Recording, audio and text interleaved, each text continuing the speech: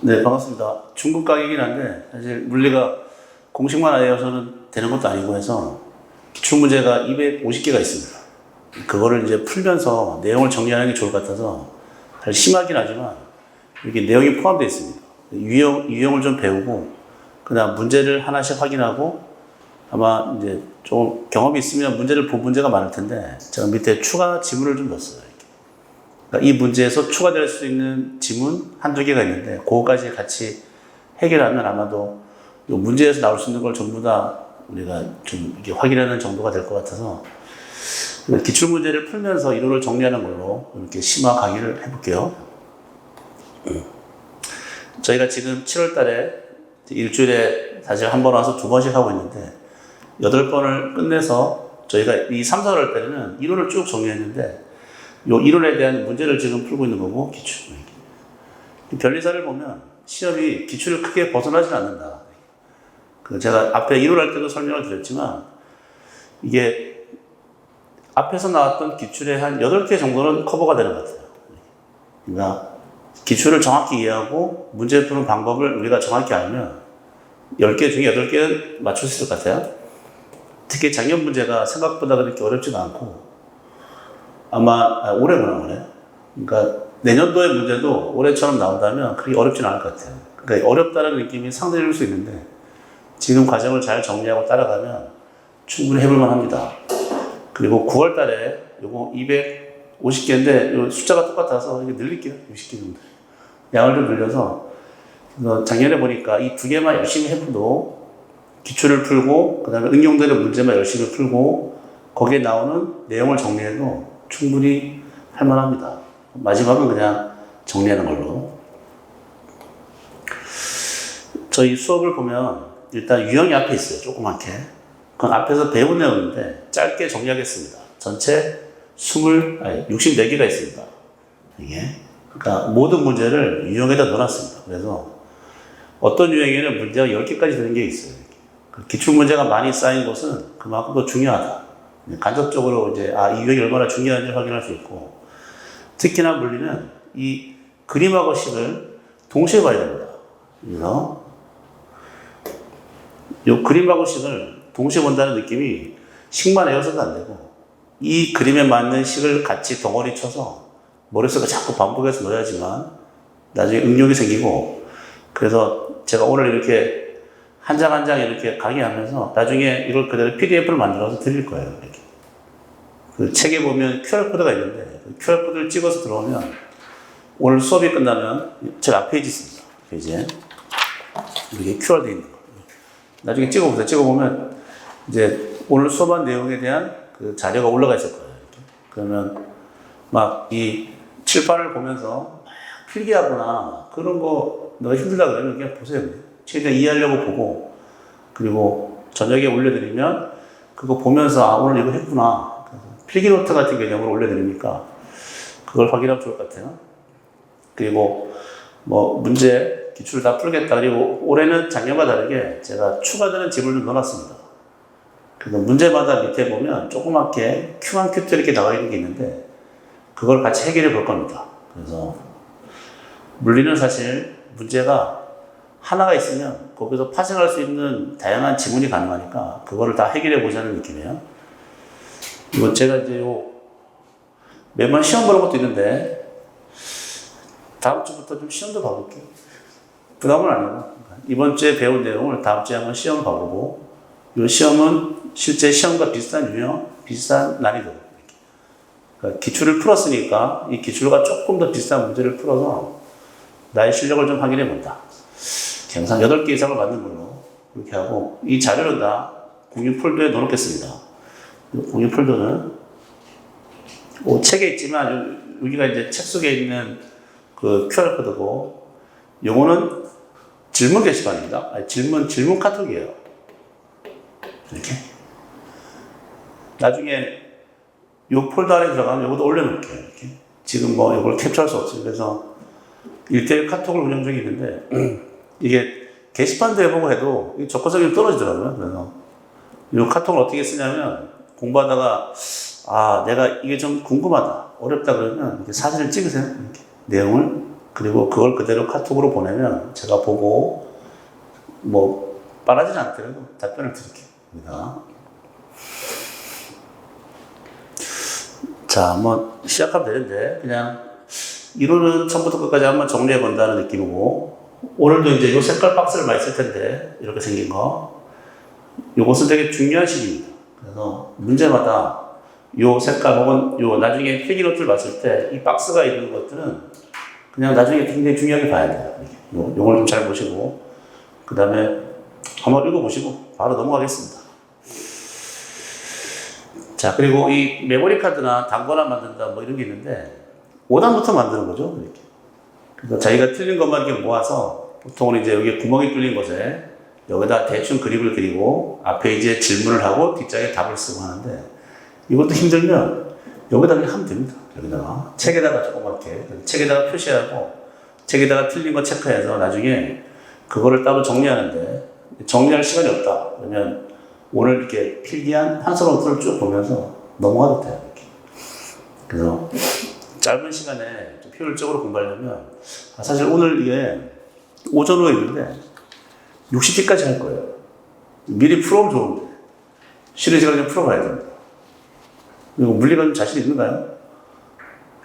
자신 있어요? 그렇진 않아요? 잘할 것 같은데. 네.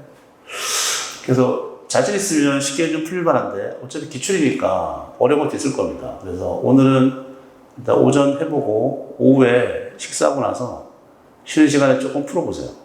제가 대략 60 몇 번까지 할 것 같은데, 그리고 다음 주에는 다시 60번 드릴게요. 그러니까 하루에 60개 정도 한다는 얘기는 1시간에 10개 정도 할 겁니다. 그러니까 생각보다 진행이 빠를 수 있어요. 그래서 자세한 친절한 설명보다 문제를 보고 어떻게 접근하는지에 대한 중요한 방법 위주로 짝짝짝 정의하고 넘어갈 겁니다. 그래서 어차피 뭐 자세히 하나 빨리 하나 사실 차이는 없잖아요. 이렇게. 그래서 자세히 한다고 해서 그걸 이해를 잘 해도 물리가 어려우면 나중에 이해가 잘 돼도 문제가 안 풀리니까. 그래서 문제가 안 풀리면 자주 보고 반복하는 게 제일 좋다. 일단 스피드하게 진행을 좀 해보죠. 특별히 뭐 질문은 없죠? 자, 바로 시작합니다. 거기 교재 보면 여기 내용이 있습니다. 요거 유형 내용이 있는데 요거를 좀 가볍게라도 정리하고 요 내용을 가지고 문제를 확장해서 풀 수 있어야 돼요. 그래서 유형 1에 보면 자, 여기 평균 속력, 평균 속도, 순간 속력, 순간 속도라는 개념이 있는데, 속력과 속도의 차이는 이동거리와 변이가 차이. 이동거리 변이는 이럴 때가 차이 나죠. 쭉 갈 때는 차이가 없다. 오래 갈 때는 이동거리를 D라고 변이를 델타라고 쓰는데 이거는 차이가 없어요. 이렇게. 근데 얘가 방향을 바꿔서 돌아갈 때 이럴 때가 차이 난다. 왜냐하면 이동거리 자체가 중간에 과정을 다 고려하는 거기 때문에 다 걸어갈 때마다 다 더하는 개념이고, 변이라는 개념은 요 델타가 들어가 있는 거, 요거는 중간을 생략하는 개념이라서 항상 마지막과 처음을 다루는 과정, 변화량. 그래서 얘는 중간의 과정을 확인할 필요가 없어요. 전혀 이렇게. 그래서 이 두 개가 차이가 날 때는 방향을 바꿀 때만 차이가 나서 이 차이는 바로 여기 있는 평균 속력과 평균 속도만 차이가 나고, 또 평균의 개념은 사실 이것도 개념적으로 평균은 델타가 나오면 항상 평균이죠. 이렇게 델타를 평균이라 처리하고 그 다음에 거리와 변이는 이런 방향의 변화했을 때 차이 난다. 그리고 속도와 속력의 차이는 이거는 수학적으로 미분하거나 기울기를 찾거나 혹은 기울기의 크기를 구하거나, 이렇게 속도는 속력과 방향이 있는 거, 속도의 크기가 속력이 된다. 이 정도. 일단 이 그래프에서 확인하는 게 좋은데, 일단 그래프에서 시간과 위치에 대한 그래프가 떴습니다. 이게 출발이에요. 이게 도착입니다. 이렇게. 이 물체가 이렇게 있으면 우리 그래프를 그려보면 여기서 출발해서 올라갔다가 돌아온다는 얘기거든요. 위치를 따라서. 그래서 이 자체가 변이가 되고요. 이렇게. 그리고 이동거리라는 개념은 지금 보면 여기를 기점으로 방향이 바뀌게 되는데, 이런 그래프 모양이 바로 이동거리의 변이가 차이가 나는 거. 그래서 이동거리는 이거를 뒤집어야 됩니다. 이게 이등거리 개념이에요. 이렇게. 그래서 이등거리는 급시 작아질 수 없으니까 계속 더하는 개념으로. 자, 넘어갑니다. 그래서 이게 평균은 사실 처음과 마지막을 긋는 직선의 기울기를 찾는 것이고, 순간은 이 점의 접선을 구하는 거. 시험은 그렇게 나오진 않는다. 자, 그 다음에 상대속도 개념은 상대적이라는 말은 물체가 일단 두 개가 등장하고 그 물체에 올라타야 됩니다. 그래서 내가 사람이라면 사람이 걸어가고 있지만 이 사람 입장에서는 자기가 정지로 생각하는 거, 정지로 착각하는 거. 이렇게.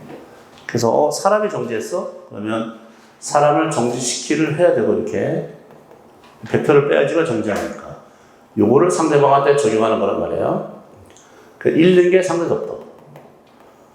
이렇게. 그래서 사람이 봤을 때 비를 저렇게 내리는 걸로 보이는데 이거를 앞으로는 바꿔야 되거든요. 이렇게. 이 방법이 좋다. 이렇게. 그래서 어차피 관찰자를 정지한 작업이 필요하기 때문에 관찰자를 정지하기 위해서 빼버려야 되는데 이걸 빼는 방법은 벡터차, 이것도 한번 두 개를 이렇게 붙여놓고 이렇게 표시해요. 사람을 표시하고 비를 표시하면 이게 관찰자잖아요. 사람이. 관찰자가 있고 사람이 비를 보는 거라서 이게 상대방입니다. 그래서 상대방을 관찰자가 보기 때문에 이 본다는 개념도 마찬가지예요. 여기서 거버리는 거. 이렇게. 관찰자가 상대방을 거버리는 거. 이렇게 하면 상대속도가 나옵니다. 이건 수학적으로 두 개 벡터를 붙여서 벡터 빼기가 되는 거야. 상대방 빼기 관찰자. 이 정도. 자, 쭉쭉 정리하고 넘어갑니다. 그 다음에 강물 문제가 뒤에 나오는데 강물은 항상 두 가지가 있다. 이 보면 벡터를 더하는 게 있고 벡터를 빼는 게 있습니다. 이렇게. 벡터를 더한다는 개념은 요거 배를 출발시키면 항상 물에 떠내려가는 거예요. 이런 거. 그래서 배를 지금 왼쪽에 보면 내가 배를 요 방향으로 출발을 시켰어요. 뱃머리 방향으로. 그냥 이게 똑바로 가지 않고 떠내려갑니다. 이렇게 떠내려가는 걸 보기 위해서 수학적으로 합을 내야 돼요. 이렇게. 두 개 더하기. 합의 방법. 그래서 이 화살표가 끝나고 시작하게 만드는 게 합이죠. 합입니다. 더하기로. 그리고 실제 배는 똑바로 건너지 않고 떠내려가서 이 방향으로 건너는 걸 보이게 되고, 얘도 마찬가지. 약간 왼쪽을 틀어요. 건너는데 얘는 강물에 이렇게 더해서 떠내려가니까 실제는 똑바로 건너는 것처럼 보여집니다. 이 방식을 두 개를 나누는데 바로 뒤에 문제가 있습니다. 이거를 최단 거리 방법이라고 해요. 가장 짧은 거리를 건너는 방법. 그리고 여기가 최단 시간의 방법이죠. 이 최단 시간과 최단 거리가 된다는 개념은 뒤에 문제에서 할게요. 문제에서 하기라는 게 제일 좋다. 자, 그 다음 벡터 차라고 하는 부분은 여기 상대속도입니다. 좀 전에 본 것처럼. 이렇게. 그러니까 강물과 배를 더하는 건 속도 합을 하는 거고, 속도 빼기는 뭐 여기서 누가 걸어가고 있다. 그럼 걸어가는 사람이 배를 봤을 때 상대 속도 이런 개념을 들어가는 게 우리가 벡터차인데, 이건 항상 앞에 본 것처럼 상대방에다가 관찰자를 뺏은 속도차의 방식으로 벡터차를 확인할 수 있다. 자, 넘어갑니다. 가속도 정의는 시간에 따른 속도 변화니까 수학적으로 이렇게 나누기는 기울기 찾는 거. 그래서 기울기 찾는데 기울기는 델타가 들어가 있는 건 접선. 그 다음에 순간이라고 하는 것들은 그냥 한 점에 대한 기울기. 접선 기울기, 두 점을 연결한 직선의 기울기. 그림 보는 것처럼 출발, 도착을 찍고 델타 P, 델타 V에서 쫙 긋는 거. 이게 평균에 대한 개념이고, 순간은 이 점에 대한 쭉 접선을 긋는 거. 두 개. 뒤에 문제에서 다시 확인합니다. 어쩌면 제일 중요하죠? 수학적인 관계. 그래서 뉴턴이 정의했던 이 운동에 대한 세 가지는 일단 위치 변화가 속도, 속도 변화가 가속, 이렇게 나누기를 정의했다. 그래서 이 나누기는 그래프에서 기울기 찾는 거고 수학에서 미분이라고 처리하는데 이건 이렇게 곱하기 만들 수 있어요. 내려서 이렇게. 그래서 여기 곱하면 속도와 시간의 법. 속도와 시간의 법에 이렇게 더해서 적분을 만들면 위치 변화를 얻을 수 있고, 그래프에서 면적이 위치 변화. 이거 내려서, 그 다음 그래프에서 면적이 속도 변화. 이렇게. 자, 그래서 이게 물리를 하다 보면 이 개념이 되게 중요하다. 제가 몇 번씩 이걸 좀 미리 하기 전에 세팅을 먼저 해보면, 물리는 이런 단계를 거쳐서 이론이 구성이 된다. 이렇게 A, B, C, D. 근데 시험 문제는 이 중간에 단계에 절대 나오질 않아요. 이렇게. 저희가 이론 시간에 배우는 경우는 이 전체를 이해하려고 하는 거예요. 이 흐름을. 근데 시험 문제 풀다 보면, 예를 들어서 이걸 다 이해하고 있어도 시험 문제는 너무나 달라요. 이렇게. 그래서 최종, 요 제일 마지막에 있는 거 있죠? 제일 마지막에 있는 D라는 어떤 결과식을 응용하는 게 거의 대부분입니다. 그래서 앞에 있는 이 내용, 야, 이 어떻게 흘러가지, 이 내용이 시험에 나오지가 않아요. 이렇게. 그래서 혹시나 물리가 어렵다면, 아, 내가 너무 이 흐름을 따라가려고 무슨 법학 공부처럼 이렇게 무슨 과정 하나 다 확인하고 있구나. 생물처럼 뭐 이렇게 중간 어떤 이론 시간에 배운 내용을 문제 속에서 나올 테니까 이걸 열심히 해서는 안 됩니다. 그래서 제일 좋은 방법은 그냥 이거는 가볍게 이렇게 흐름만 파악하고, 제가 항상 하는 얘기가 굳이 암기하지 말고 뭐든 먼저 오픈북으로 풀자. 이렇게 쭉 보고 이렇게 식을 암기하지 말고 그냥 식을 찾아서 이렇게 풀어보고, 이 연습이 중요하다는 거예요. 이 D를 가지고 문제가 여러 개가 쏟아지니까 이거를 차라리 열심히 연습해보자. 이렇게. 저희는 그래서 지금 기출이 250개가 있고, 또 9월 달에 한 260개 뭐 이렇게 있으면 이 한 500개 정도만 열심히 하면 됩니다. 여기를 하는 거예요. 이렇게. 이걸 하다 보면, 이거를 문제를 막 정리하다 보면 역으로 앞에서 배웠던 이런 이론이 거꾸로 정리되는 경우가 많다. 그래서 이게 약간의 공부하는 방향을 특히나 물리 과목은 잘 잡아야 됩니다. 이거를 열심히 연습하는 걸 잘 따라가야 돼. 이렇게. 그래서 하다 보면 유형 1에 문제가 3-4개가 있다. 오, 중요할 것 같은데 공부하다 보면 이 앞에 지금까지 한 내용 있잖아요. 이걸 열심히 한다고, 이걸 안다고 해서 문제가 다 풀리는 게 아니고, 이게 문제 속에서 어떻게 적용되는지를 계속 맛봐야 된다. 자, 그래서 이거 아직 안 있네. 그래프 나오죠, 그래프 있으면 여기 위치에 대한 거, 기울기, 속도, 기울기, 요거는 면적, 넘어가는 거, 이 정도. 자, 한번 넘어가겠습니다. 자, 1번 보죠. 빨리 한번, 오늘 첫날이니까 다 안 했을 것 같아서 좀 문제 보면서 한번 생각해봐요. 어떻게 풀어야 될지. 강폭이 200m입니다. 물이 6m/s로 흐르고 있다. 10m/s로 달리는 배에서 강을 건너려고 합니다. 가장 짧은 거리예요. 가장 짧은 거리로 강을 건너고 싶다. 그때 건너는 시간을 찾아보래요. 모든 속의 승류 유속은 일정하고 가속하지 않는다. 일정한 등속으로 간다. 자, 일단 내용 정리입니다. 시간 결정. 시간을 결정하는 방법은 등속도랑 등가속도랑 확실하게 구별돼야 돼요. 이렇게. 등속도는 예를 들어서 속도와 시간의 그래프를 그리면 이게 등속도입니다. 일정하게 가는 거. 요 속도와 시간의 그래프에 면적이 이동한 거리 정보가 되죠. 이렇게 쓸 수 있어요. 직사각형. 그래서 등속도의 시간은 속도분의 위치 거리 개념이 된다. 근데 등가속이라고 하는 이 운동은 우리가 많이 나오는 게 정지 출발. 등가속은 일정 가속도로 올라가기 때문에 이렇게 그려집니다. 이렇게. 그래서 여기 속도를 따라가 보면 여기가 시간 t면 가속도가 기울기니까 at라고 쓸 수 있어요. 이 면적이 거리가 돼서 이렇게 2분의 1 at 제곱입니다. 이렇게. 그래서 여기 지금 시간을 물어보기 때문에 시간은 등가속, 속도가 변하는 경우에는 완전 달라져요. 이렇게. 그래서 등속도에 쓰는 시간하고 등가속 정지 출발에 쓰는 시간이 다르다. 이렇게. 근데 비슷한 건 있습니다. 비슷한 거.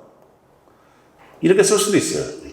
어떻게 하냐면 거리 나누기 속력의 개념으로 시간을 쓰기 위해선 약간 추가적인 개념이 필요한데 거기가 요거를 요 면적을 구하는 과정이 어차피 속도와 시간의 그래프의 면적이 거리 개념이니까 이렇게 자를 수 있죠. 직사각형으로요. 이렇게. 그래서 이 거리를 요 색깔 박스로 칠하면 속도와 시간의 곱을 쓸 때 여기 속도는 평균값을 구성합니다. 가운데.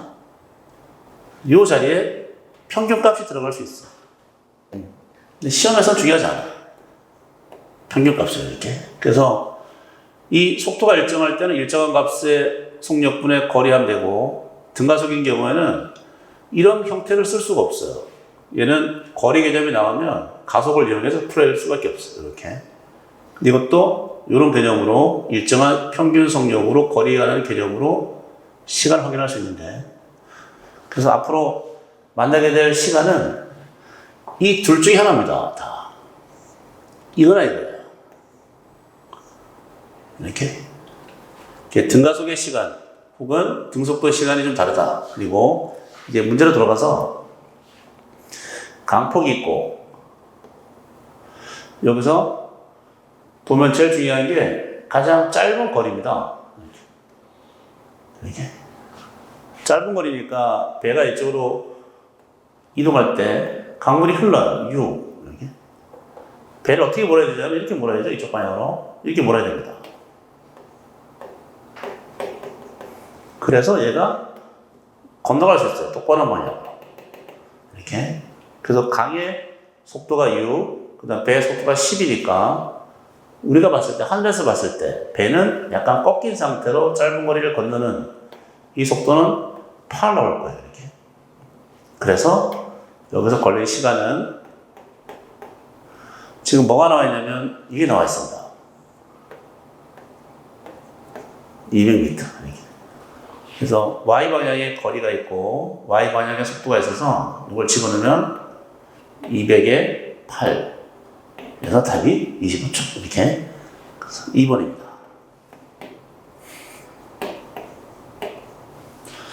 자, 그 다음 밑에 질문도 중요합니다. Q1, Q2 뒤에 보세요. 최단 시간으로 가는 방법.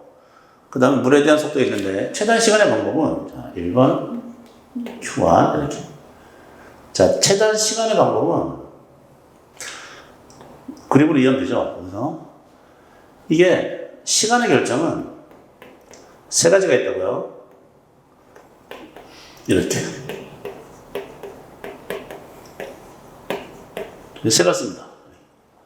그러니까 우리는 속도가 방향이 있는 물리량에서 이렇게 잘 쪼개면 X는 X끼리, Y, Y끼리 뭐 이렇게 다 분해할 수 있는데 어차피 이걸 건너야 됩니다.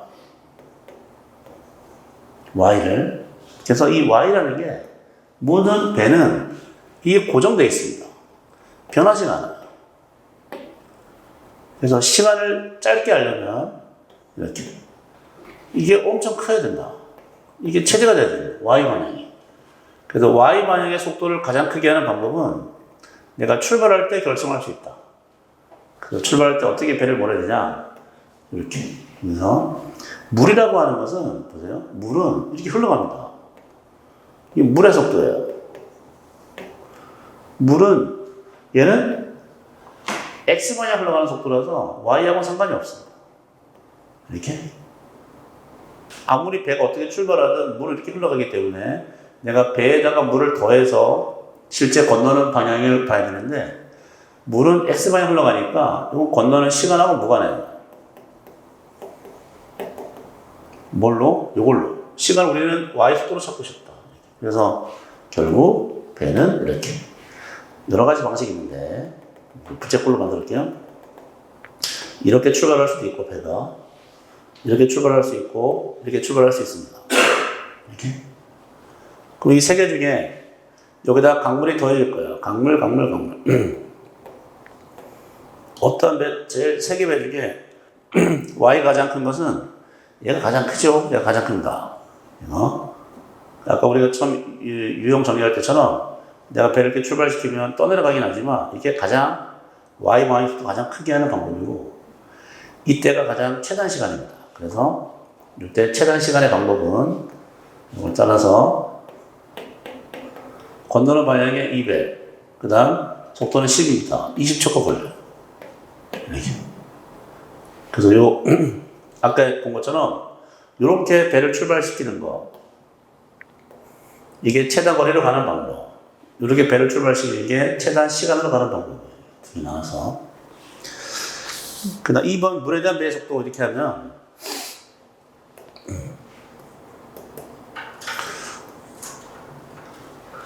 물에 대한 배의 속도라는 얘기는 물이 관찰자거든요. 올해 이거 추가한 게 많아서 시간이 오래 걸릴 것 같은데. 물이 관찰자입니다. 물이 관찰자라는 얘기는 물이 흐르지 않는 거예요. 이거는 물이 잔잔한 거예요. 강물이 흐르지 않는 거와 차이가 없습니다. 이렇게. 그래서 우리가 이걸로 이제 이렇게 배가 건너고 있을 때 이렇게 배가 건너잖아요. 이 꺾인 상태로. 이때 물이 배를 본다면 어떻게 보이냐면 물이 흐르지 않은 상태에서 건너는 이게 그대로 보입니다. 이렇게. 만약 이걸로 보면 떠내려간단 말이에요. 이렇게. 요거를 관찰자 물이 봤을 때 배를 본다면 요거는 물이 정지한 상태고 강물이 흘러가지 않으니까 물 입장에서 똑바로 건너는 거 보입니다. 자, 1번을 잘 보시고 2번은 가려주겠어요. 자, 넘어갑니다. 특히 여기 너무 중요한 요거 시간입니다. 시간이었죠. 나중에. 자, 2번. 자, 16m/s에 등속도로 운동하는 통과하고 있고 오토바이가 같은 방향으로 등가속으로 출발합니다. 이런 식으로 물체가 두 개가 등장하잖아요. 두 물체를 모두 확인하는 방법은 속도와 시간의 그래프가 제일 좋습니다. 여기다 그리는 게 객관식이니까 이렇게 16으로 쭉 가고 있다. 승용차. 오토바이는 정지 상태에서 출발해서 일정한 등가속입니다. 등가속은 속도 시간 그래프의 길이가 일정하게 직선으로 올라가야 돼요. 이렇게 올라가야 된다. 이렇게. 근데 중요한 건 만난다는 얘기가 중요하죠. 만난다는 것은 두 물체의 시간이 같고 그 사이에 두 물체의 거리가 같아야 된다. 같은 위치에 있어야 돼요. 같은 시간에. 그래야 만나는 거죠. 그래서 우리 이제 등가속으로 출발했을 때 특히 중요한 건 요거 면적을 맞춰야 된다. 면적이에요. 요거 그러면 요거 하면 되죠? 여기서 딱 자르면 됩니다. 이렇게. 그래서 이 승용차의 면적은 이만큼 직사각형. 그 다음에 여기 삼각형의 면적은 여기다 집어넣어야 되니까 하면 그러면 되죠. 여기는 32가 돼야 돼요. 이렇게 가운데. 그래서 이 아까 등가속 운동은 일정한 기울기로 올라가는 이 운동의 속도와 시간의 그래프는 사실 이게 가운데거든요. 여기 16이라는 것은 0과 32의 가운데 평균값입니다. 이렇게. 그래서 이 큰 세부의 같은 면적은 가운데를 봐야 돼요. 이렇게. 그래서 여기서 말하는 순간 오토바이의 속력은 얼마냐면 32가 답이죠. 32. 답이 4번입니다. 이렇게. 자, 그 다음에 1 이렇게 추가. 만나는 순간 걸린 시간은 이걸 찾아버려요. 근데 추가적인 정보는 기울기가 나와 있습니다. 가속도는 기울기예요. 이게 4기 때문에 시간 얼마야? 시간은 8초입니다. 이렇게. 자, 그 다음 2번. 만나는 순간에 두 물체 평균 속력의 의미는 어차피 승용차는 16입니다. 오토바이도 똑같아야 돼요. 같은 시간 같은 거예요. 오토바이도 똑같은 16이 돼야 돼요. 이렇게. 그래서 평균을 우리가 정의할 때, 잘 보세요. 이것도. 시간과 속도 그래프에서 등가속입니다. 등가속의 저기는 직선으로 올라가잖아요. 이렇게. 얘 평균 속력을 구해라. 이렇게 하면 당연히 가운데 가야 돼요. 그래서 이 평균의 개념은 2분의 2개의 평균입니다. 출발점, 도착점, 가운데를 긋는 거. 가운데 뭐냐면 면적을 같게 만드는 방법. 자, 넘어가요. 3번. 3번 좀 까다롭죠? 3번. 2018. 자, 가속도가 처음에 10m 버스에게 등속온도가 넘을 때 원점을 지나는 순간 3초 동안 그림과 같은 가속도 운동을 합니다. 이때 3초인 순간 위치를 찾아버려요. 이렇게. 우리가 이제 할 수 있는 방법은 밑에 나와 있지만 일단 그래프를 그려보죠. 시간과 속도를 그리거나 시간과 위치에 대한 정보를 그릴 수 있는데 모든 식은 수학적인 나누기 곱하기 미적분하기예요. 이게 두 개의 정의였습니다. 이렇게 여기가 바뀌면 곱하기를 만들어요. 적분, 요걸 바꾸면 곱하기 적분을 만들 수 있다. 예. 밑에 있는 Q1, Q2 일단 그래프를 그려볼까? 이렇게 해보면 일단 뭐냐면 속도가 초기가 나와 있어요. 여기요. 처음 속도가 얼마나 나와 있냐면 첫 줄에 10입니다. 자, 10에서 시작해서 자, 이 그래프의 속도 그래프의 기울기가 가속도가 된다. 가속도가 줄고 있습니다. 0. 그럼 기울기가 줄어들어야 돼요. 이렇게 되겠죠? 이렇게 돼야 돼요. 이렇게. 그래서 기울기를 이용하는 그래프 그리기 좋아요. 자, X는 여기서 출발합니다. 원점에서. 그러면 다시 이 그래프의 기울기가 속도가 되니까 속도가 증가하고 있으니 그래프는 기울기가 증가 이렇게 올라갈 거예요. 대략 그리기. 이렇게. 그래서 이 수학적인 나누기 이것은 모양 결정할 때가 좋아요. 이렇게. 어떤 모양으로 그래프 그려지는지. 그런데 여기 있는 적분은 이제 문제를 풀기 위한 값을 결정합니다. 무슨 얘기냐면 이 값이 얼마인지 결정하려면 수학적인 적분을 이용할 수밖에 없어. 이렇게. 자, 그래서 거기는 위치를 찾기 위해서 일단 속도를 알아내야죠. 자, 첫 번째 이겁니다. 1번. 가속도를 먼저 알아내야 돼요. 이렇게. 어차피 좀 어렵지만 식을 쓸 수밖에 없어요. 일단 출발이 3입니다.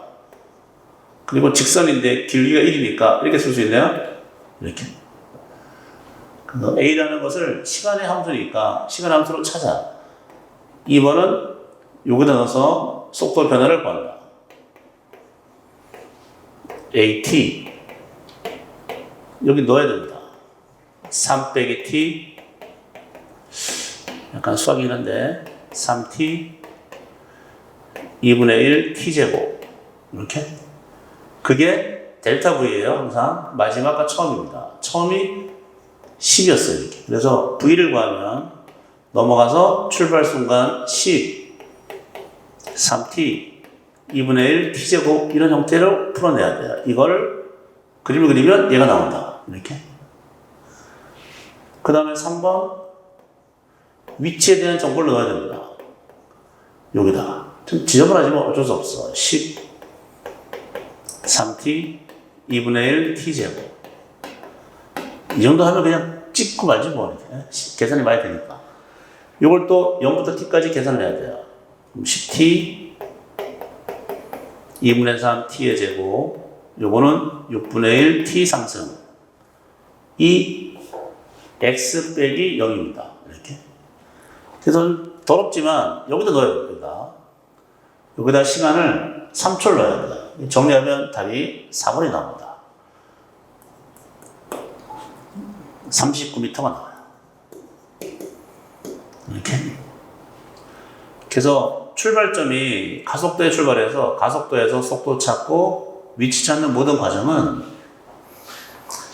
이런 수학적인 뉴턴이 설계한 미분 적분을 이용했다. 이렇게.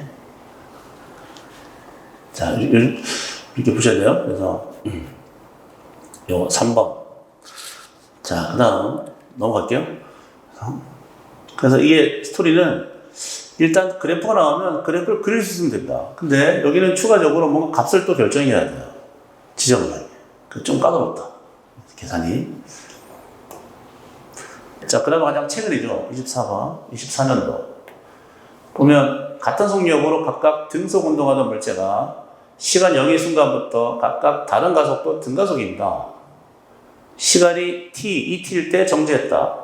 물체가 두 개가 등장하고 운동이 나오면 속도와 시간 그래프만큼 좋은 게 없어요. 처음 같은 으로 출발했다. 정지하기를 T형과 2T형에 정지했다. 근데 이 중간 과정이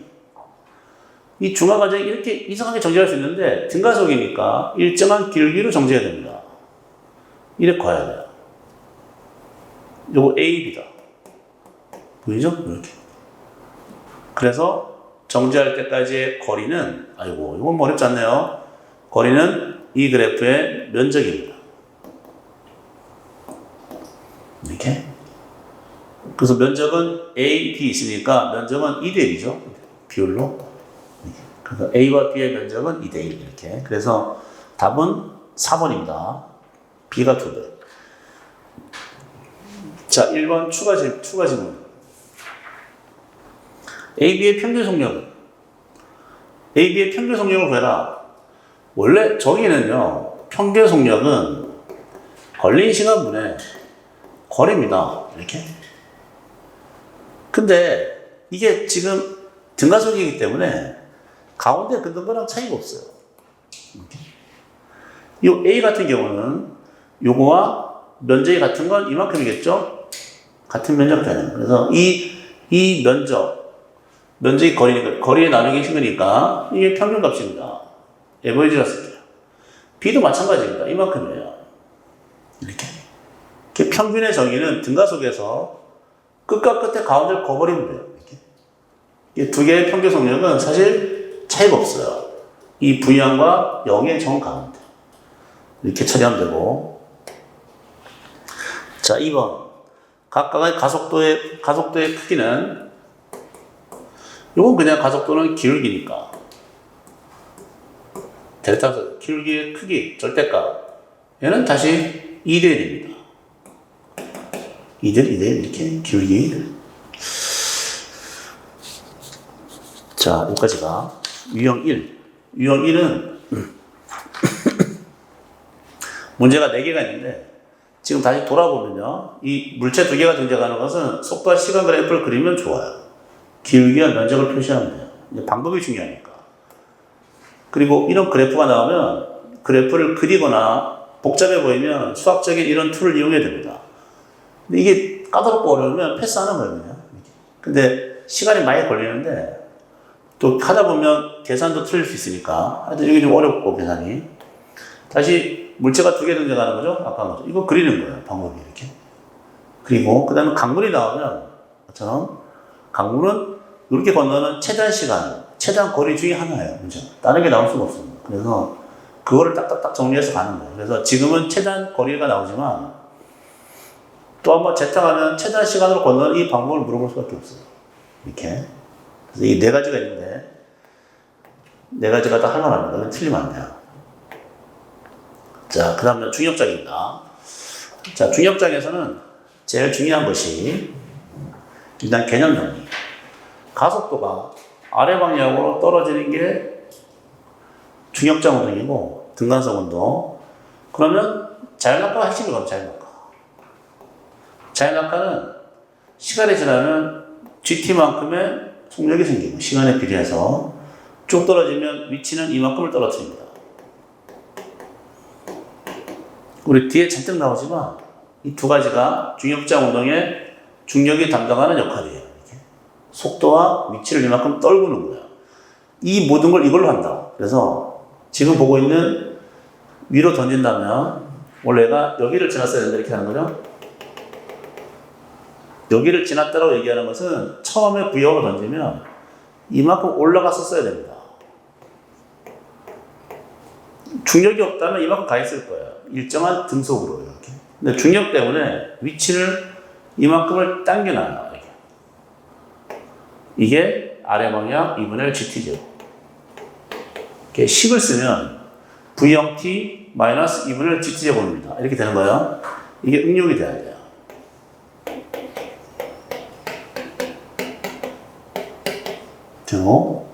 그 다음 속도도 원래 V형이었습니다. V형 이렇게. 여기다 표시하면 원래 V형이었어요. 원래 V형인데 여기에 GT만큼을 까먹어야 돼요. 이것 때문에. 그래서 여기가 빼기 GT가 나온다. 이렇게. 그래서 이 앞에 있는 것이 수학적으로 초기 조건을 합니다. 이렇게. 처음에 던지면 그 던진 만큼 가 있어야 돼요. 등속으로 가고 등속에 대한 위치가 생기고 거기에 중력이 담당하는 이만큼. 이렇게. 그 식을 완성하고 이 모두 중력적 운동은 시간에 대한 함수니까 시간에 대한 함수를 쓰고 시간을 찾는 게 중요하다. 자, 시간 찾는 건 뒤에서 보고. 그 다음에 수평 던진 것도 마찬가지입니다. 이것도 계산할 때 여기를 지났어야 돼요. 던지면 여기를 지나면서 속도가 V형이 생겨야 됩니다. 왜냐하면 X는 유지가 돼야 되거든요. 힘을 안 받아요. 이게 이만큼 날아갔어야 돼요. 이렇게. 그 다음 얘가 여기 있는 이유는 이만큼 떨어져서 그래요. 중력 때문에. 떨어지고 속도가 이만큼 떨어집니다. 중력 때문에 빼기 GT예요. 그래서 물체가 여기를 지나고 있는데 중력의 역할은 이거 두 개가 중요한 역할입니다. 속도, 위치 이렇게. 나머지 X는 그대로 등속. 그래서 이런 표가 중요한 게 아니고 이게 말로 하는 거죠. 그림. 내가 던지면 조기가 있지 않고 내려가 있는데 중력이 담당이고 내려가는 물체는 GT가 있어야 돼. 중력이 속도를 주고 나머지는 그대로. 이렇게 자꾸 이제 하나씩 쌓는 거예요. 그 다음 요거는 바닥 버전이죠. 바닥 쿵. 이렇게. 원래 여기를 지났어야 되는데 여기 내려가 있으니까 H만큼을 낙하했습니다. H가 중력이 낙하하는 거리가 돼서 여기서 시간을 보여요. 아까 보면 이게 등가속 시간입니다. 가속도 분의 거리, EH 이렇게. 그리고 이걸 이용하면 요 수평 날아간 거 있죠? 속도와 시간이고. 이걸 물어본단 말이에요. 이렇게. 그래서 수평 던지는 운동은 바닥에 떨어진 물체에 수평 날아간 거리를 구해야 되는데 여기 시간을 요거들 넣어야 된다. 자, 넘어갑니다. 자, 이것도 똑같이 합니다. 출발 순간 여기 출발 쪽이 두 개로 쏜다. 이렇게. 그러면 얘는 여기를 지났어야 된다. 출발 쪽에 X를 유지하고 Y를 유지했어야 된다. 중력이 나타났다. 이렇게 하고 X 방향도 이만큼 가야 되고 이만큼 가야 되는데 여기에 중력이 나타났다. 이렇게. Y 방향으로만 중력이 담당하기 때문에 식을 X는 아무런 변화 없는 등속도로 처리하고 Y만 중력을 여기서 집어넣는 거예요. 초기 효과에서. 그래서 이 식을 이렇게 완성해 나가야 돼요. 지금 이게 이상하지 않죠? 이게 쭉쭉 갑니다. 이런. 요건 이제 약간 꼼수 같은 걸로 중력 효과를 이해하는 거. 이렇게. 물체를 던지면 이 물체는 여기를 지나고 있다라고 상상, 등속으로 쭉 가고 있다. 실제 중력 때문에 내려와 있습니다. 시간 T예요. 시간 2T예요. 이만큼 내려와 있어야 돼요. 시간이 2배가 되면 중력의 역할은 시간의 제곱만큼 떨어뜨립니다. 여기는 4H가 돼야 돼요. 이렇게. 그래서 1대1이니까 1대4만큼을 떨어뜨려야 되는데, 그래서 이게 휘어요. 근데 얘가 4H니까, 여기를 보면, 이게 닮은 꼴이라서, 이 전체가 2H가 되기 위해서, 여기가 H가 될 수밖에 없어요. 저 그림이 좀, 여기서 이렇게. 그래서 여기가 H, 요거 H. 그래서 이 최고점에 딱 가는 순간은 여기 중력이 없을 때 위치에서 정 가운데를 통과하게 그림이 그려져야 된다, 항상. 센터를 지나가게. 그리고 1대4. 얘가 수평거리입니다. 이게 삼각형을 보고 판단하는 거예요. 그래서, 탄젠트를 딱 구하면 수평거리분의 4 최고점 높이가 나옵니다. 이런 관계식도 이렇게 그림을 그려서 연상을 시키는 거예요. 이렇게 휘어진다. 1대4. 자, 그 다음 넘어갑니다. 이건 뭐, 넘어가죠. 당장 필요 없어. 필요 없는 건 일단 넘어가.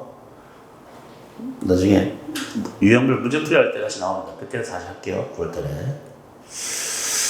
자, 5번 볼까요? A로부터 수평 방향 200m, 수직 40m 높이의 표적을 설치했다. 200, 40. 이렇게. 네, 45도니까 이렇게 쏜 게 아니에요. 위로 썼죠? 45도. 이렇게 쐈습니다. 45도. 쐈더니 이 표적을 맞췄어요. 휘에서 딱 떨어졌네. 속에서는 얼마가 필요한지 확인해라. 이런 게 있는데,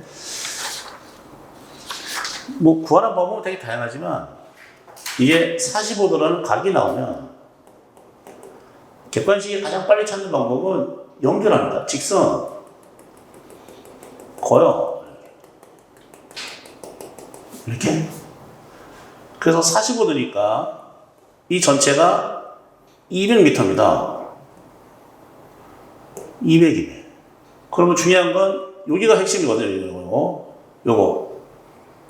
여기 있던 애가 떨어졌을 때 중력에 의해 떨어진 낙하거리가 160이 되는 거예요.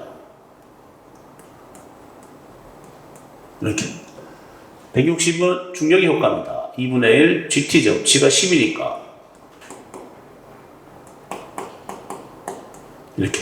OT제곱이라는 게 바로 중력의 효과예요. 그래서 거기 밑에 운동시간. 요거는 1번 질문, 운동시간. 요거 갖다 놓으면 시간은 계산하면 4루트가 나옵니다. 이렇게. 시간도 물어볼 수 있어요. 얼마나 가는지. 근데 추가적으로 우리는 이걸 구해야 됩니다. 200m 써먹어야죠. 200m. 200m라고 하는 것은 이제 Y는 여기서 중력 효과를 담당해서 꺾고 여기 있는 200m는 얘 X방향의 속도에 시간의 거리예요. 등속. 그래서 X방향은 루트 2분의 1 부영, 시간은 4루트입니다. 그렇게 해서 부영을 찾는 거예요. 찾으면 50이 나온다.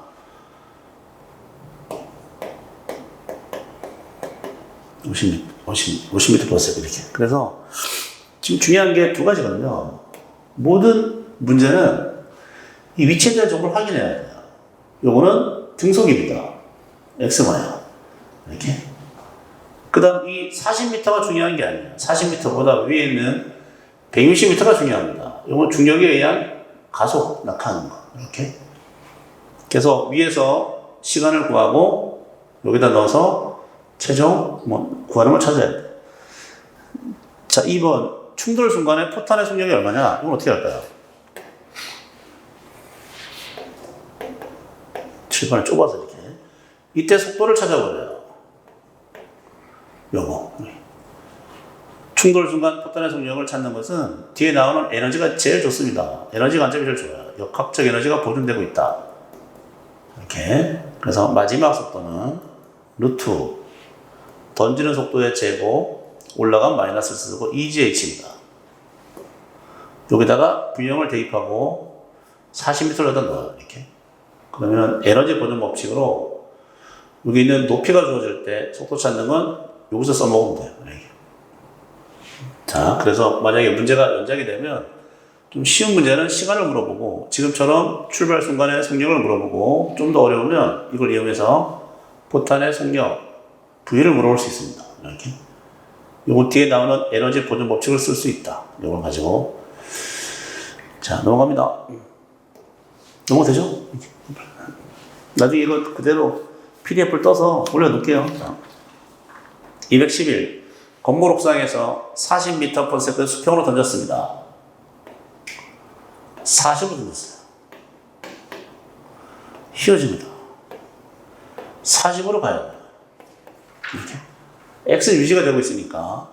근데 속력이 50이래요. 이게. 그러니까 나머지 하나 남은 거 여기 30이네. 30. 이렇게. 우리는 자꾸 식을 암기하는 게 아니고 중력 효과를 이해해야 돼요. 여기에 되게 낙하했습니다. 이렇게. 이 GT라고 하는 건, 아니, 30은 GT예요. 여기가 2분의 1 GT제곱입니다. 이렇게 상황 자체를 통으로 머릿속에 넣는 게 좋고, 지금 이거 두 개가 확인돼야 되거든요. GT, 2분의 1 GT제곱. 이렇게. 그래서 요거는 지금 G가 10이니까 시간이 3초가 나옵니다. 2번. 이게 어렵지 않죠? 3초. 자, 그 다음에 이제 추가. 옥상의 높이는 여기다 넣어야 돼요. 1번 질문. 여기다 30번. 이렇게. 중력 효과. 중력 효과를 두 개로 확인해야 돼요. 그래서 이게 5t제곱이니까 45m입니다. 이렇게. 그래서 Q2. 도달 순간의 속력. 이건 Q2에 거기 하나 빠졌는데, 도달 순간의 Y방향의 속력입니다. 속력 50 나와 있으니까. Y방향 속력은 40, 30, 30이 돼야 된다. 되게. 동그라미 친 거 위주로 딱딱 보세요. 이런 거. 결국에 중력의 효과를 표시하는 거예요. 이렇게. 다시. 나머지 그대로. 자, 갑니다. 7번. 누가 하죠? 7번. 자, 요 ABC에 이렇게 운동 경로가 있을 때, 거기에 시간을 물어봅니다.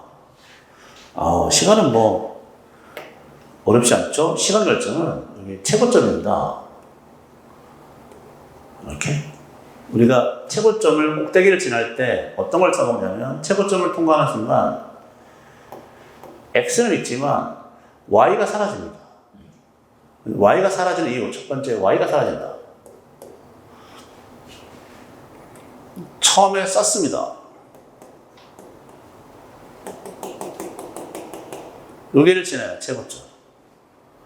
Y가 사라진다는 느낌은 출발 속에서 GT만큼이 다 잡아먹은 거죠. 중력의 효과가. 이렇게. 그래서 X밖에 남지 않은 거예요.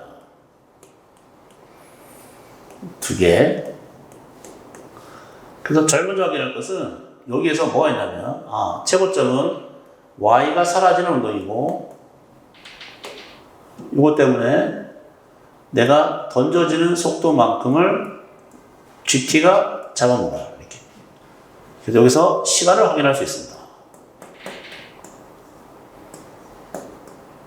이렇게. 이런 시간을 다 봤었는데.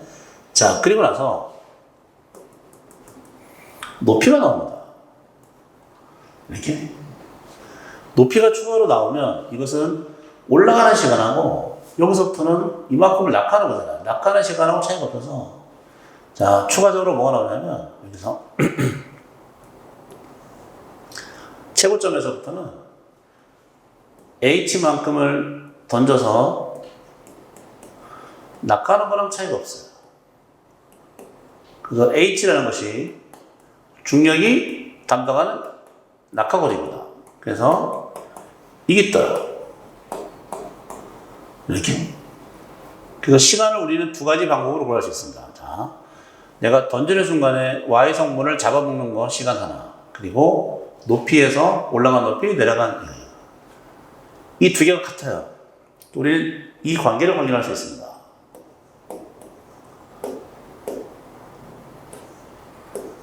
이렇게. 정확한 답은 이 두 개 같다는 게 정확한 답입니다. 요거랑 요거. 근데 지금은 이제 계산이 아니라 이렇게. 높이가 높으면 당연히 이 거리와 상관없어요. 궤적의 길이 상관없어요. 높이가 높으면 그만큼 시간이 오래 걸린다. 그래서 시간은 C가 가장 오래 걸리고 B, A 이렇게. 이건 뭐 어렵지 않게 풀어야 됩니다. 자, 그 다음은 질문. 거기서 던지는 순간에 그럼 y 성분을 다 찾아볼까요? 여기서 a, b, c.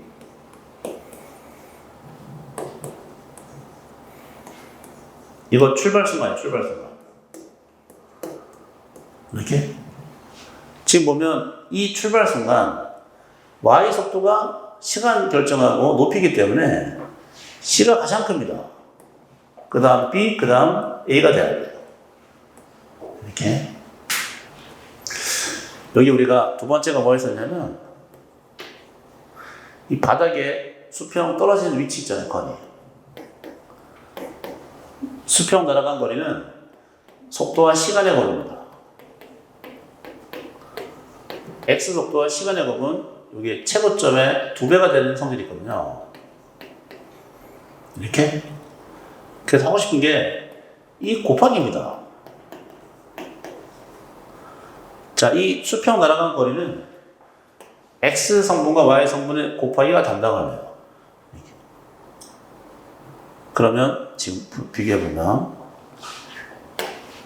여기서 보면 여기 A하고 C를 비교해볼게요. A하고 C. A하고 C는 똑같은 거리 날아가니까 A하고 C는 곱하기 같아야 됩니다. 이거 작으니까 크게 그려야 돼요. 크니까 작게 그려야 돼요. 이렇게. 이게 되는 상황이. 그래서 출발 순간 X, Y 성분의 곱을 해서 그 같으면 같은 거리 날아가고 B는 좀 더 멀리 갔으니까 이렇게. 직접 이게 순서를 비교할 수는 없어. 왔다 갔다 합니다. 그래서 거기 1번 질문. Q와는 Y방향, X방향은 A가 C보다 큰 걸 확인해요. 근데 B와 A 사이 관계는 몰라요, 지금. 이 정보가 없어서. 이걸 하는 것은 X방향 이걸로 구합니다, 이걸로. Y방향은 높이하고 똑같이 A, B, C 순서로 세팅이 돼야 돼요. 그래서 Q2는 속도는 A, B, C 순서고 Q1은 애매하다. 이렇게. 자, 바로 8번 갑니다. 됐어요? 이렇게? 머리 쥐거나, 쭉. 가장 최근이죠. 올해 나왔던 문제입니다. 작년 거니까, 작년처럼 보이는 올해 거. 자, 일단 쌌습니다. 자, 문제 읽어보면, 올해 문제가 어렵지가 않은 게 별로 없어요. 시간 0인 순간, 속력 V형으로 쌌다. 그리고 쭉 가다 보니, 1초와 3초의 순간에 위치를 표시했습니다. 이거 1초. 이거 3초예요. 이렇게. 자, 그리고 나서 1초, 2초 사이에 두 점 사이 거리가 20m입니다. 이렇게. 그러면 출발 순간의 속도를 찾아보래요. 일단 단계적으로 해볼까요? 단계적으로. 요거 출발 순간에 X와 Y가 있습니다. 이렇게. 이 중력자 운동은 제일 먼저 1번.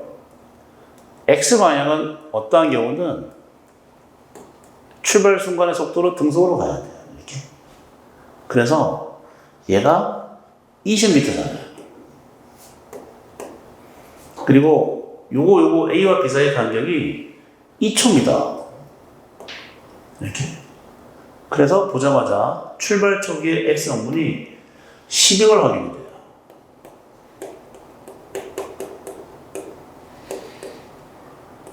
일단 확인. 이렇게 확인. 그 다음 Y를 봐야 됩니다. Y는 시간이 여기가 0초예요. 출발 0초. 0, 1초, 3초니까 당연히 꼭대기가 대치 2초입니다. 이렇게. 아까 앞에서 우리가 이론에서 추가해 정리했던 것은 최고점에 올라가잖아요.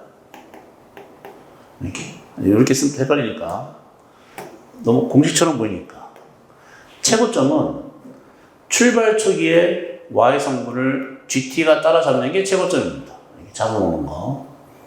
그래서 G가 10, 2초 따라서 Y 성분은 20입니다. 이렇게. 그 문제는 이걸 피타고라스 써야 되겠죠? 여기 10, 20 하면 답은 거기 3번 10 루트 5 이렇게 하면 되고. 자, 그 다음에 Q2 보겠습니다. Q1 됐고 Q2. 최고점의 높이는 똑같이 해요. 높이는 똑같이. 이만큼을 중력이 낙하한 건 차이가 없어요. 최고점의 높이부터. 이렇게. 높이 H는 2분의 1 GT 제곱입니다. 낙하. 그래서 2분의 1 G는 2, 시간은 2초 걸리죠? 낙하하는 데까지. 그래서, 10m 가야 되는데. 20m. 이렇게. 그 다음 Q3. 요걸 찾아라. 요거는 이렇게. 여기서 말하는 이제 수평 날아간 거리는 똑같습니다. 출발 쪽이 X분의 시간이에요. 요거는 아까 구한 것처럼 10이고, 시간은 전체 4초입니다. 이렇게. 자, 그래서 이런 1, 2번이 있고 Q1, Q2 이렇게 쭉 있는데 가장 최근 문제, 이게 어렵지 않겠죠? 당황 안 하고 풀면 이거는 틀릴 수가 없다. 자, 넘어갑니다. 그래서 다시 돌아가서 또 확인해 보면 이렇게. 여기는 일단 중력이 없을 때랑 있을 때랑 이 비교해서 위치가 잘 나와요. 그래서 X방향은 등소, Y방향은 실제 40이지만 아니야. 중력의 낙하 2분의 1 GT제곱을 어디에 쓰냐가 중요해요. 이렇게. 그래서 160에 써야 되고, 얘는 그런 문제고, 얘는 여기를 써야죠. 2분의 GT제곱. 이게 여기다가 중력을 넣고 여기다 중력을 넣는 게 문제입니다.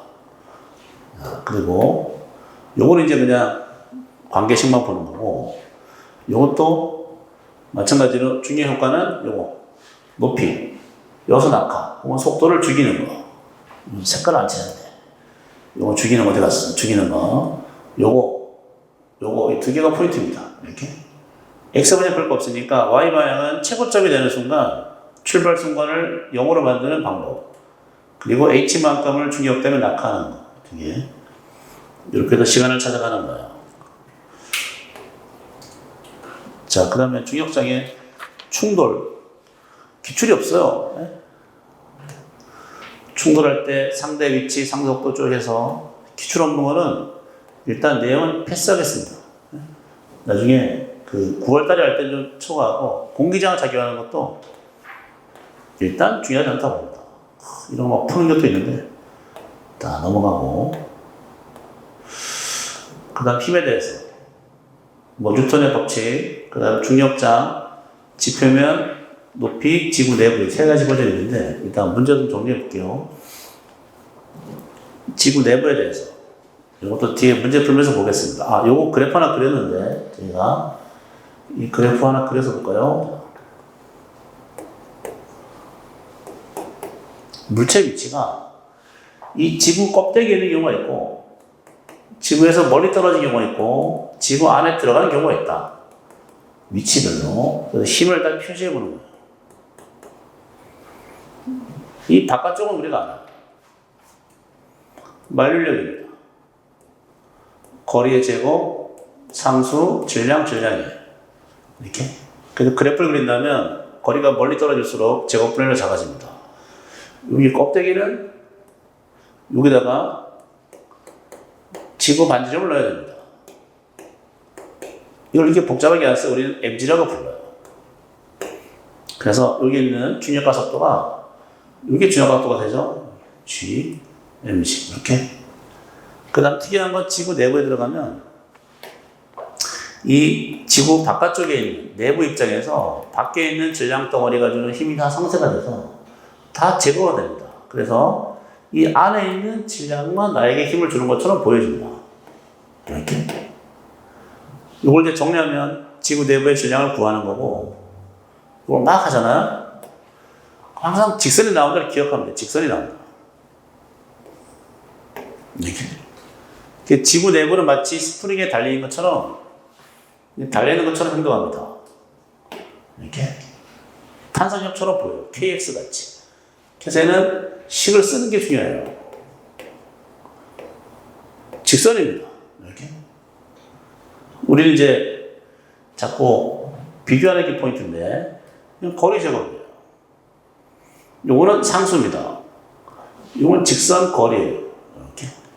그럼 밑에는 요거 비교해보면 거리 3개가 필요하거든요. 이게 지구 반지름 3개예요.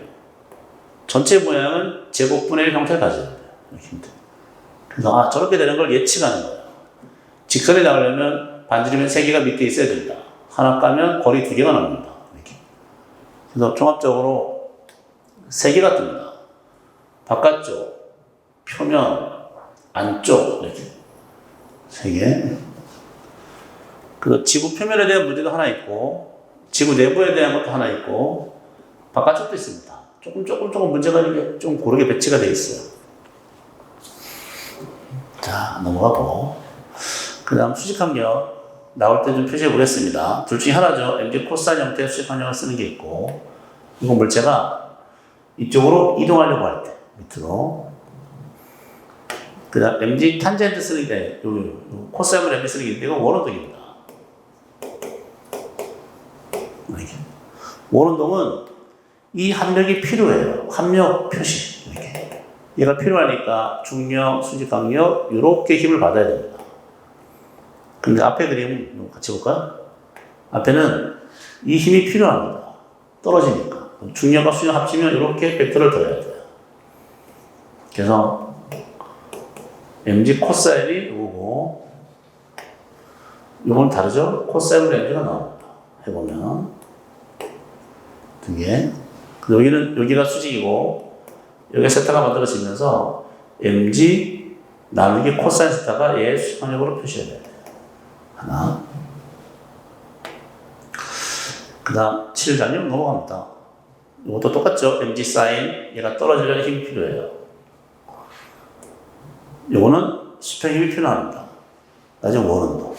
물체가 떨어지냐 아니면 원을 그리냐, 두 개 나눠서 보는 거예요. 그 다음 요거는 움직이는 도래가 등장하는데, 여기 움직도래.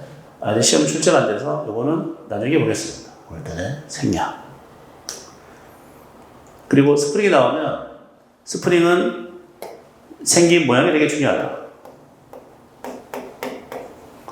굵어지거나 짧아지면 K가 커지기 때문에, 위에처럼 길이가 길어지는 구조는 K가 작아지게 만들면, 그래서 분해를 개선하고, 요거 뚱뚱해지니까 면적이 증가해서 K가 증가하게 됩니다. 커지게 만듭니다. 직렬 나눠서 구조판하고 하는 것도 있고, 탄성력 쭉 갑니다. 탄성력은 원래 길이 기준에서 표시한다. 그래서 여기는 여기 탄성력은 잡아당겨야 돼요. KX형. 여기는 이렇게 잡아당겨야 돼요. X형 더하기 X. 그러니까 탄성력은 여기를 기준으로 합니다. 탄성력 기준.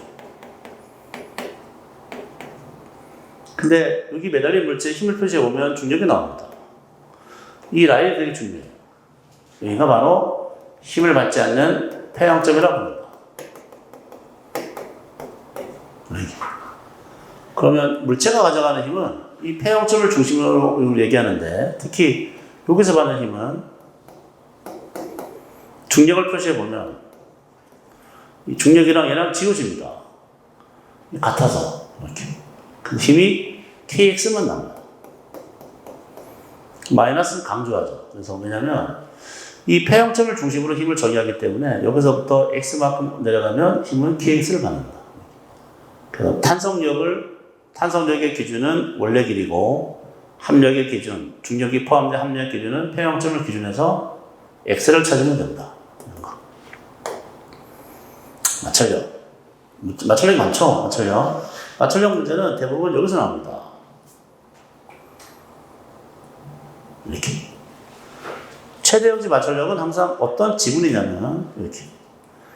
뭐뭐뭐를 위한 누구의 최소를 물어보거나 최대를 물어보는 문제가 많아요.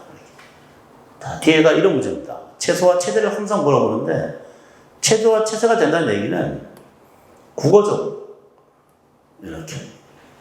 이거는 물체가 미끄러지기 시작하는 순간을 뜻한다. 순간. 미끄러지지 않는 건 정지마찰력. 미끄러지는 순간은 체중이 마찰력이고 밑에는 미끄러지는 상황이죠. 운동 마찰력. 이렇게. 운동 마찰력은 미끄러진다고 나올 때 쓰면 되고 미끄러지는 말락함을 판단할 때는 이걸 많이 씁니다. 그렇게 한번 뒤에 보겠습니다. 관성력은 생략. 필요 없습니다. 지금은. 자, 한 개 보고 좀 칠까요? 내용을 쭉 한번 보시고 지구 밀도가 균일한 규라고 생각하고 지구와 밀도는 같지만 반지름이 2배인 행성이 있다. 행성의 표면입니다. 어디냐? 표면에서의 중력과 각도를 찾아보래요.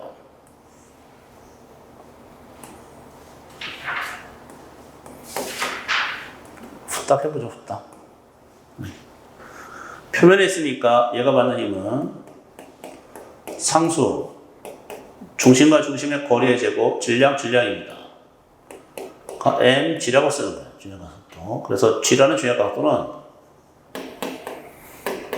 요거 제곱의 g 가운데 있는 큰 녀석의 질량인데 이 질량을 밀도로 쓰고 싶다. 밀도의 정의는 부피분의 질량이잖아요. 그래서 질량을 쓸 거면 밀도 곱하기 부피가 돼야 됩니다. 그래서 여기다가 집어넣으면 이 자리에다가 이걸 넣어야 됩니다. 밀도, 부피 이렇게 다 상수니까 관계만 보면 반지름에 비례하거든요. 이렇게. 그래서 결국 중력과 속도는 반지름이 정확히 2배가 되면 각도도 정확히 2배가 됩니다. 답은 2배다. 이렇게. 이런 흐름을 잘 보시고. 자자자자. 이렇게 하는 Q1은 이렇게 하면 되고요. 밑에 질문. Q2. 지구 내부의 중력과 각도를 구해라. 이렇게 하면, 자, 지구 내부 가볼게요. 요것도 좀 잘 기억할 필요가 있습니다. 지구 껍데기. 여기 물체에 있을 때, 얘의 가속도. 얘가 받는 힘을 먼저 구해야 돼요. 지구 내부는 기억하면 됩니다. 직선이에요. 스프링처럼. 이렇게. 그 밑에는 거리의 세기가 필요해요. 얘가 mg입니다. 그래서 g는 지구 반지름 3승 gm 거리가 나와요. 이렇게. 거리의 비례한 형태로 표시가 돼요. 상수가 아니고 이게 지구 내부에 물질을 놨을 때 가져가는 중력 가속도입니다. 이렇게. 그러니까 힘을 결정하는 게 중요하죠. 힘을 결정해야 돼요. 지구 내부의 힘, 지구 껍데기의 힘 이렇게. 이거를 mg 놓고 각도를 찾아야 된다. 됐을까요? 잠깐 쉬었다 할게요.